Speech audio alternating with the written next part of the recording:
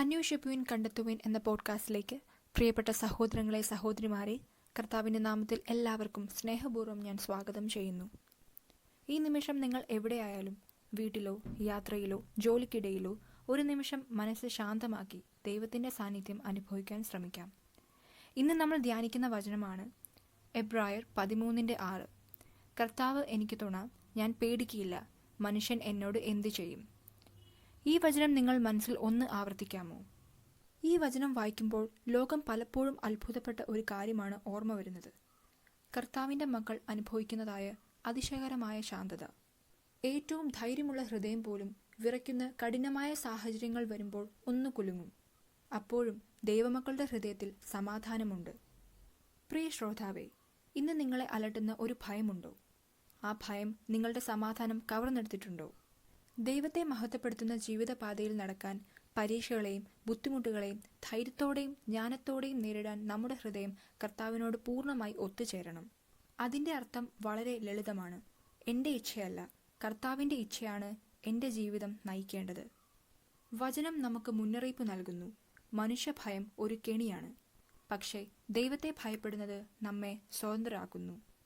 ഇന്ന് നമ്മൾ ചിന്തിക്കാം, മനുഷ്യരുടെ അഭിപ്രായങ്ങളാണോ നമ്മുടെ തീരുമാനങ്ങളെ നിയന്ത്രിക്കുന്നത്, അല്ലെങ്കിൽ ദൈവത്തിൻ്റെ ഇഷ്ടമാണോ? ഈ ജീവിതപാതയിൽ നമുക്ക് സ്വന്തം ശക്തിയാൽ നടക്കാൻ കഴിയില്ല. നമ്മുടെ കഴിവുകളല്ല, ദൈവത്തിൻ്റെ ശക്തിയാൽ മാത്രമാണ് നമ്മൾ വിജയകരമായി ജീവിക്കാൻ സാധിക്കുന്നത്. അതുകൊണ്ടാണ് വചനം പറയുന്നത്, ദുർബലനായ മനുഷ്യനെ ഭയപ്പെടരുത്, സർവശക്തനായ യഹോവയെ ഭയപ്പെടുക. നീതിമാനെക്കുറിച്ച് വചനം പറയുന്ന ഈ ചിത്രം എത്ര മനോഹരമാണ്!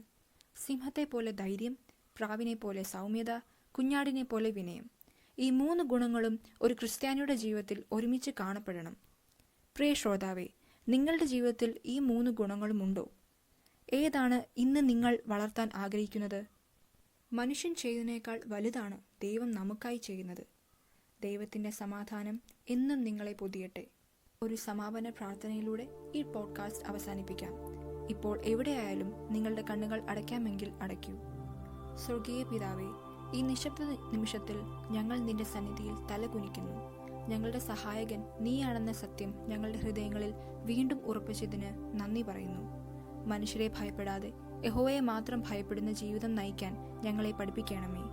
കർത്താവെ, ഈ ലോകത്തിലെ പരീക്ഷകളും ബുദ്ധിമുട്ടുകളും ഞങ്ങളുടെ മനസ്സിനെ മതിക്കുമ്പോഴും നിന്റെ ശക്തിയിൽ ആശ്രയിച്ച് ധൈര്യത്തോടെ മുന്നോട്ടു പോകാൻ ഞങ്ങളെ സഹായിക്കണമേ. ഞങ്ങളുടെ സ്വന്തം ശക്തിയല്ല, നിന്റെ ശക്തിയാണെന്ന ബോധം എപ്പോഴും ഞങ്ങളുടെ ഉള്ളിൽ ഇരിക്കട്ടെ. സിംഹത്തെ പോലെ ധൈര്യവും പ്രാവിനെ പോലെ സൗമ്യതയും കുഞ്ഞാടിനെ പോലെ വിനയവും ഞങ്ങളുടെ സ്വഭാവത്തിൽ രൂപപ്പെടട്ടെ. ഇതെല്ലാം ഞങ്ങൾ ഞങ്ങളുടെ രക്ഷകനായ യേശുക്രിസ്തുവിൻ്റെ നാമത്തിൽ വിനയപൂർവ്വം അപേക്ഷിക്കുന്നു. ആമേൻ. ഈ പോഡ്കാസ്റ്റ് നിങ്ങളുടെ ഹൃദയത്തെ സ്പർശിച്ചിട്ടുണ്ടെങ്കിൽ മറ്റൊരാളുമായി ഇത് പങ്കുവയ്ക്കൂ. കർത്താവ് നിങ്ങളെ അനുഗ്രഹിക്കട്ടെ. ആമേൻ. അടുത്ത ആഴ്ച നമുക്ക് വീണ്ടും ഒരുമിക്കാം.